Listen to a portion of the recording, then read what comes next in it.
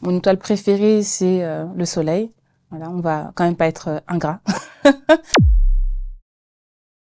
C'est quoi une étoile? Une étoile, c'est un astre qui est assez complexe, mais pour résumer, c'est une boule de gaz qui brille. Le début de sa vie, c'est surtout composé majoritairement d'hydrogène et d'hélium. Le Soleil est l'étoile de notre système solaire et il y a effectivement d'autres étoiles dans l'univers qui sont extrêmement éloignées de nous et beaucoup plus que le Soleil, au point où ce sont de petits points lumineux. Il y a beaucoup d'étoiles dans l'univers? Dans la Voie lactée, on estime qu'il y a au minimum 100 milliards d'étoiles et au maximum 400 milliards d'étoiles. La raison pour laquelle on ne sait pas combien il y a d'étoiles dans notre galaxie, c'est à cause de la place qu'occupe le système solaire. En fait, nous sommes en périphérie de la galaxie et donc on a une vue partielle de ce que contient comme objet astre céleste notre galaxie. Y a-t-il différents types d'étoiles? On distingue les étoiles notamment par leur taille. Donc le Soleil, c'est une étoile qui est vraiment banale dans l'univers et le Soleil est dans la catégorie des étoiles naines et il a une couleur jaune.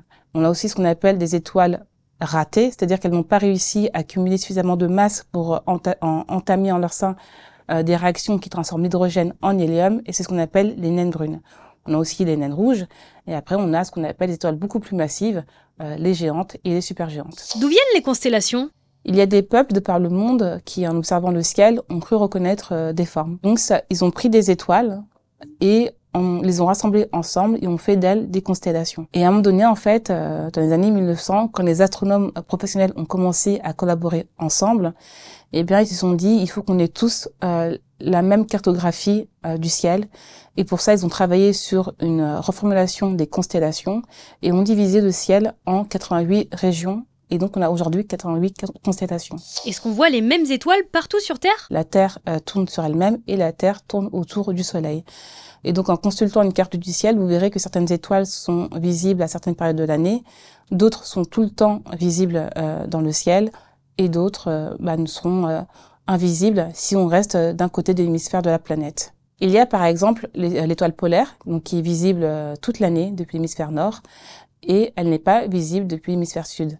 Et inversement, vous avez ce qu'on appelle la croix du Sud dans l'hémisphère sud qui n'est pas visible depuis l'hémisphère nord. Combien de temps vivent les étoiles? Une étoile, en fait, pendant toute sa vie, elle va combattre contre deux forces. La gravité qui s'abat sur elle, qui la comprime, et la pression qui est en son sein et qui fait qu'elle s'étire vers l'extérieur.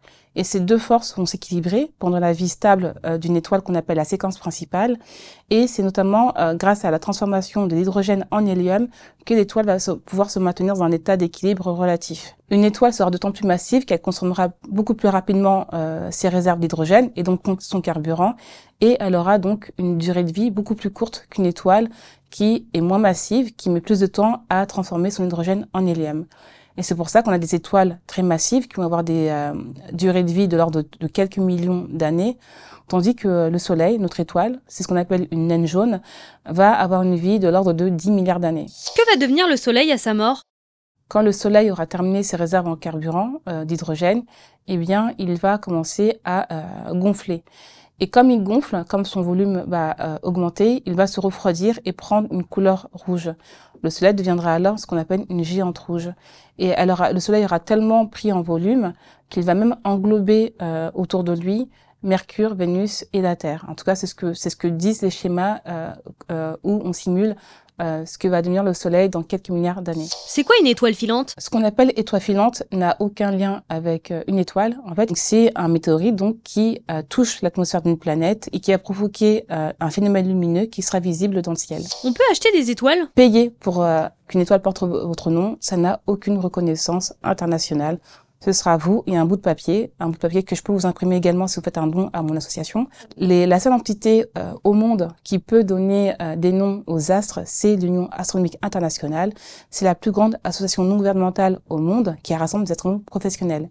Et c'est elle qui est en charge de faire la nomenclature de tout ce qui touche à l'univers. L'espace n'appartient à personne, l'univers n'appartient à personne, les planètes n'appartiennent à personne. Et les étoiles n'appartiennent à personne non plus.